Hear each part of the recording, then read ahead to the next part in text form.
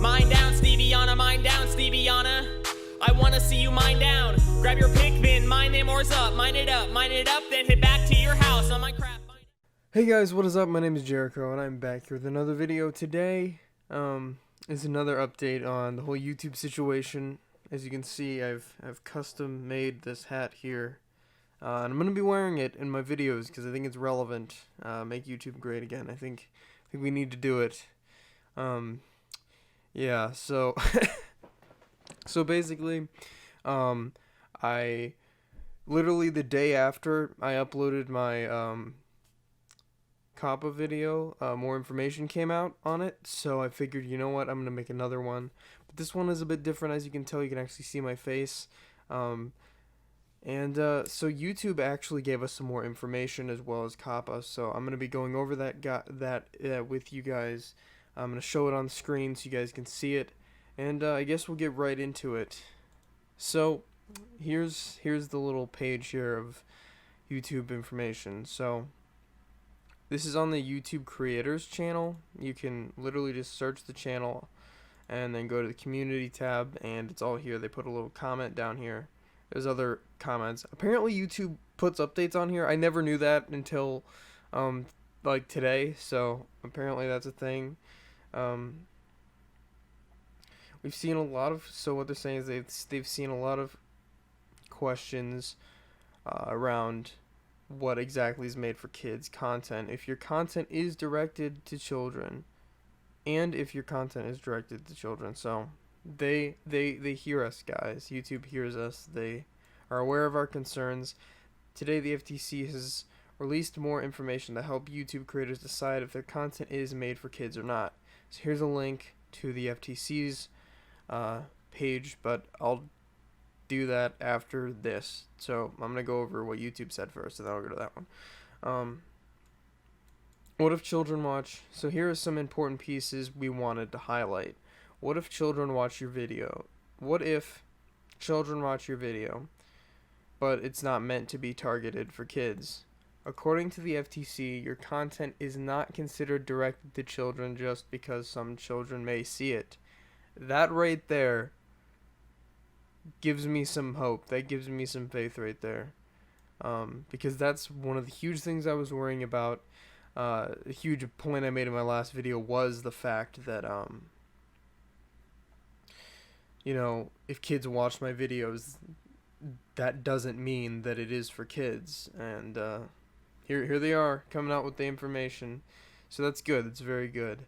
Now, and that's not all yet. So don't get your hopes up yet. Take this all with a grain of salt. This is me. This is what YouTube said. This is me relaying that information to you. Relaying. I don't even know how to speak English. Yeah. The next one is animated content. Is animated content considered for kids? According to the FTC, just because your video has bright colors and animated characters doesn't mean it's automatically covered by COPPA or made for kids. While many animated shows are directed I can't highlight things correctly. Are directed to kids. The FTC recognizes that there can be animated programming that appeals to everyone. This is also great news. I brought up that point in my video as well, as how there's tons of cartoons and shows and video games that are all animated, but they appeal to a lot of people, specifically Minecraft in my case. I think that appeals to a wide range of people, a wide audience. So hopefully that means my content is safe. I'm not 100% sure.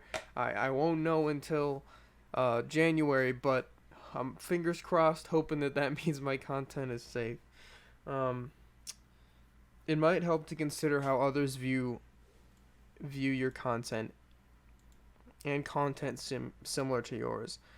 So here's some tips from the FTC just to help you kind of discern if your content is for kids or not. Some more information. It might help to consider how others view your content and content similar to yours. Has your channel been reviewed on sites that evaluate content for kids? I really don't think that my my content has been reviewed? Has my channel, it says has your channel specifically been reviewed on sites that evaluate content for kids? I don't think my channel has, so I think I'm good on that one. But you guys, think about these questions as I read them. Evaluate your channel with these questions to figure out what you're going to do. It might help. Is your channel or channels like yours mentioned in blogs of parents of young children or media articles about child-directed content?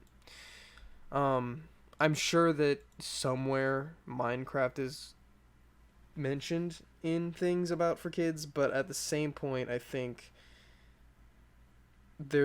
I've seen things saying that Minecraft is bad for kids because there's like monsters in it and the Nether and stuff. So that could go either way. I'm just using Minecraft as an example. If you didn't know, I'm primarily a Minecraft channel.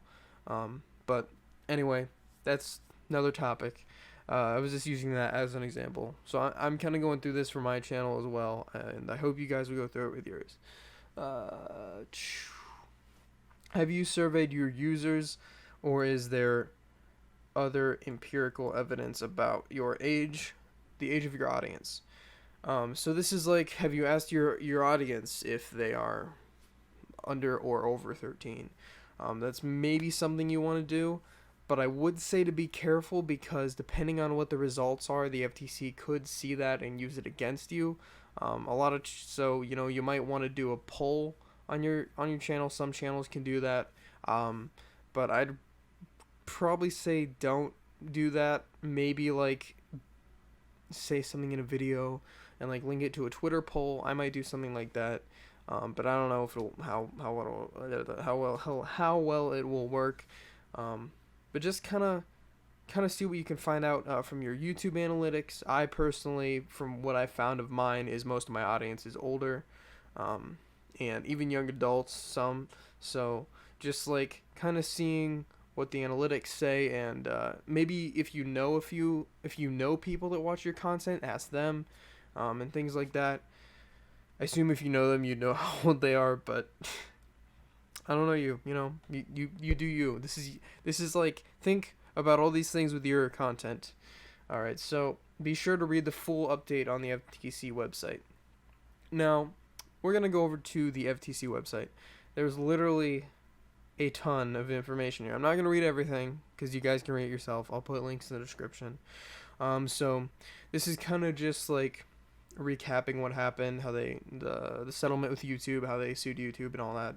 But what we are here for is this: how COPPA applies to channel owners. So how does COPPA apply to channel owners who upload their content on YouTube or another third-party platform? COPPA applies to the same way it would if a channel owner had its own website or app. So this is basically saying if you went to another website, it would still apply because it's still the law. So like I said, I mentioned it a little bit in the other video. I have a BitChute channel too. I'm putting some content on there, but it still applies because it is the law. It is the government, so it still applies. The only reason I would say go to another website is maybe it'll buy you a little time because maybe they'll figure some things out better with YouTube before they kind of sweep other websites too. But I think YouTube's their main focus right now. But don't take my word for it. Do the research, read the article yourself, and look at your channel in order to make decisions. You guys know your content better than I do. If a channel owner uploads content to a platform like YouTube, the channel might meet the definition of a website or online service. Let's see. If a channel owner uploads content to a platform like YouTube, the channel might meet the definition of website or online service covered by COPPA, depending on the nature of the content and information collected. Content directed to children, and if the channel owner or someone on its behalf, for example an ad or network, collects personal information from the viewers of that content. So I think this is saying, for example, through tracks user.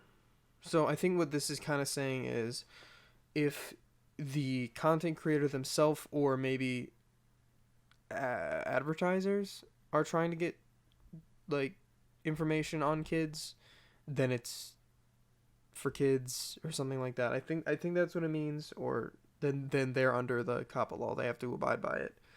So if you were trying to get that data, I don't really know how that works with YouTube. Like, I don't know of any YouTubers that are trying to get data from their kid. I don't know, but correct me if I'm wrong. That's just how I'm interpreting it. I could be completely wrong.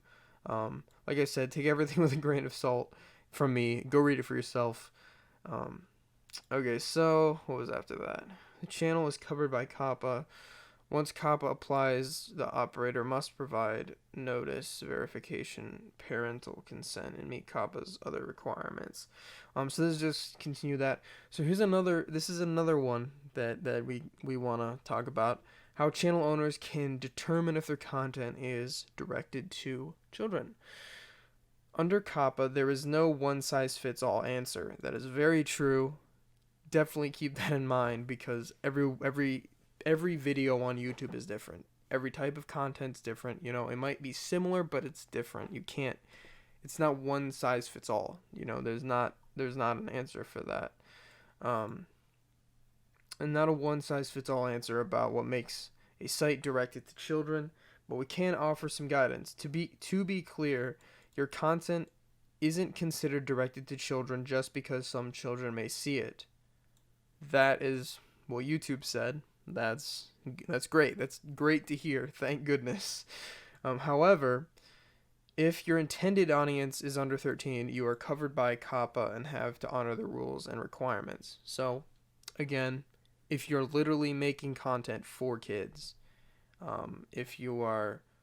would say if your target audience is kids, and this does apply to like toy review channels, not necessarily all of them, because I think there are some like collectors that do videos for adults. But if you're like using talking to kids, almost like baby talk, talking to a younger audience using words specifically talking to kids, then you're for kids. There's a line somewhere. Just evaluate your content. I'm sure you guys can kind of figure out your content for yourself. The rule sets additional factors the FTC will consider determining whether your content is child-directed. Now, this is the same things from before. Now, I forgot to put it on the screen in my other video, so I'll just read it here because I completely forgot. I meant to. I just forgot in editing. It was late. Okay, anyways. Subject matter, visual content, the use of animated characters or child-oriented activities, and insensitive. I can't read things. The kind of music and other audio content, the age of models. So if you're using kid actors or models in it, I think presence of child celebrities, yeah. Appeal to children, language or other characteristics on the site. So like I said before, using language for kids. Whether advertising that promotes appeals to the site directed to children, and compliant and reliable personal evidence about the age of an audience. Okay, so that's basically whether you have evidence or information about your audience, I think. So it's saying that, in some cases, child-directed content will be clearer to tell, but, in other situations, it might be harder to tell. That's what I'm seeing here. Just because your video has bright colors and animated characters doesn't mean you're automatically covered by COPPA. While many animated shows are directed to kids, the FTC recognizes there are animated programming that appeals to everyone. Minecraft, guys. It appeals to everyone. PewDiePie, okay? He's the perfect example of this. COPPA, please listen to me. My game that I play appeals to everyone. So the third complaint in the YouTube case offers some examples and channels FTC considered directed to children. For example, many content creators explicitly stated in the About section of their channel that their intended audience was for under 13. I didn't do that in mine. So, YouTube channels have an About page. Some channels are for kids If they specifically said that they were for kids in the about page, like for children under 13, then they're obviously for kids. And I would recommend, if you are a kids channel, doing that. It probably would help them be able to tell, so it doesn't fall back on us. So yeah, us non-kid channels. In addition, many of the channels featured popular animated children's programs or showed kids playing. Their content I'm sorry, I'm gonna start over.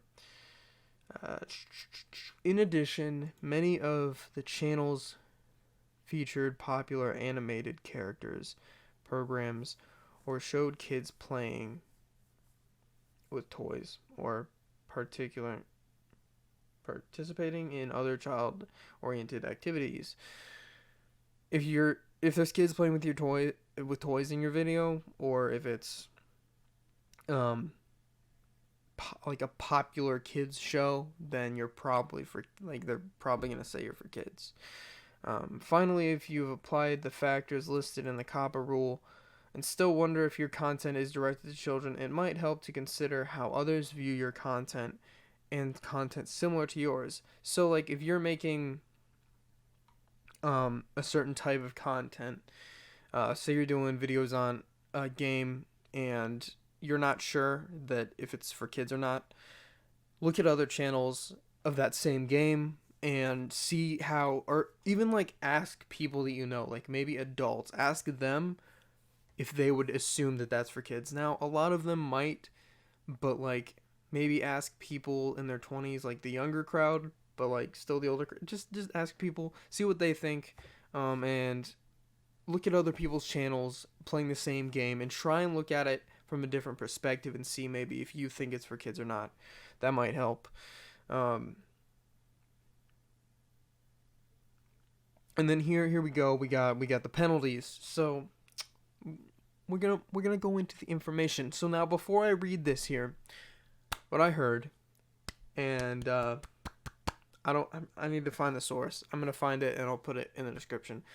But the guy that was saying that they were gonna hunt down the channels and the fish in the barrel thing, that video, there was a video of that video that wasn't edited. So he stated that like the way that they actually fine you is based on your revenue. So they'll find your video, say take how much money or ad revenue that video makes, and then multiply that, put it into a multiplier to decide the fine.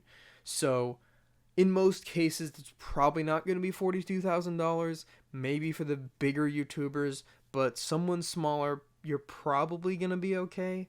I mean, it is a big corporation. They have to make money, so they're probably not going to sue a lot of the smaller YouTubers. Now, I'm not saying that to say that you're safe, because you definitely might not be. So still take that with a grain of salt. Still be careful, and just really try and evaluate your content. Anyway, so the rule allows civil penalties up to $42,530 per violation. So still per video, but that's like the max. That's like the highest they can sue creators. But the FTC considers a number of factors in determining the appropriate amount, including a company's financial condition. So they're not going to charge you that much if you can't afford that much, is what it sounds like to me. And the impact a penalty could have on its ability to stay in business. So yeah, they're taking that into consideration. If they're gonna find somebody and that person goes out of business because of that fine, they're probably not gonna fine them enough to make somebody go out of business. Again, like I said, based on the revenue that they're making, they're probably gonna do it like that. While Google and YouTube paid $170 million in other COPPA cases settled this year, the operator paid a total penalty of $35,000. So it said that in the other COPPA cases that people paid only $35,000 instead of $42,000, and I've actually looked at some of the cases that they have yet to sue a person, like a creator. They've only sued companies. I think they did like Musically, I think was one of them. So you like that means that a company probably only, and again, grain of salt, a company paid that much money. A company paid $35,000. YouTube just paid 100 million or 170 million because they are Google and literally can make that money back in 14 hours. So, yeah, that was nothing to them. So, it's Google. Isn't the FTC taking another... Here's another thing. Isn't the FTC taking another look at the COPPA rule? Yes.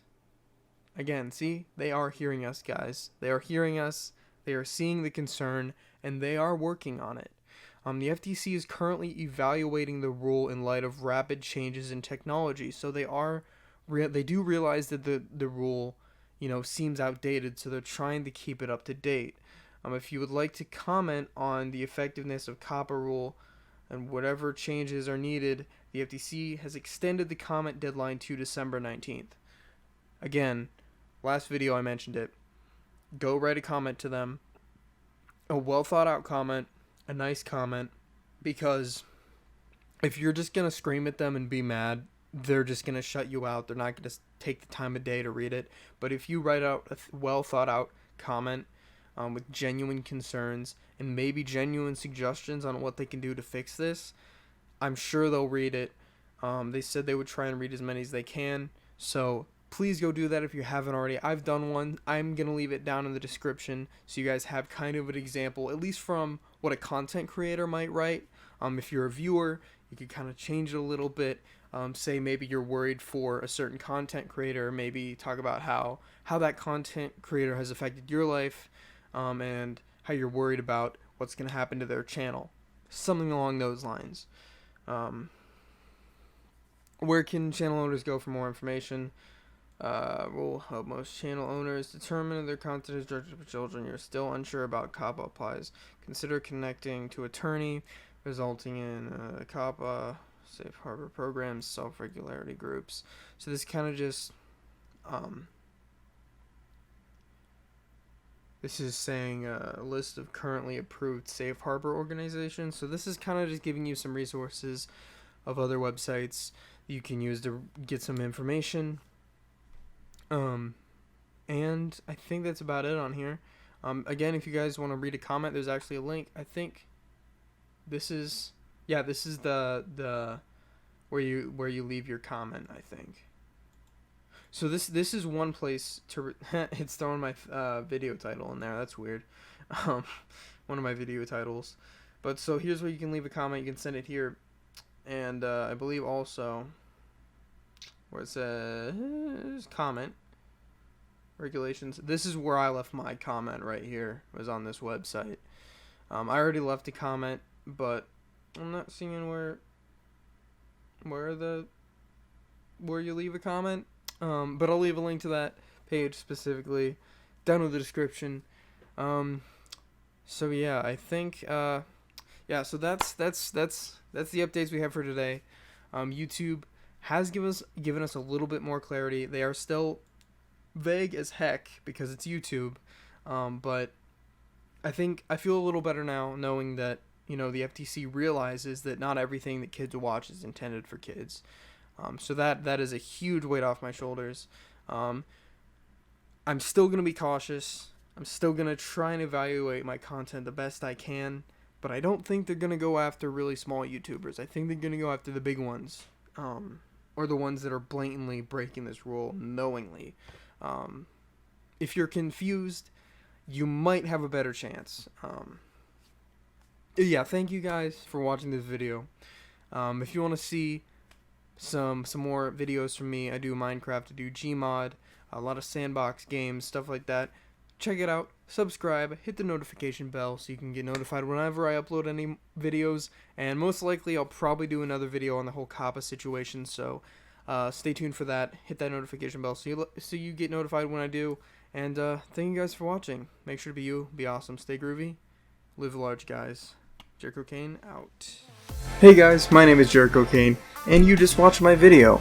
I really hope you guys enjoyed it, and if you did, make sure to leave a like and subscribe for more.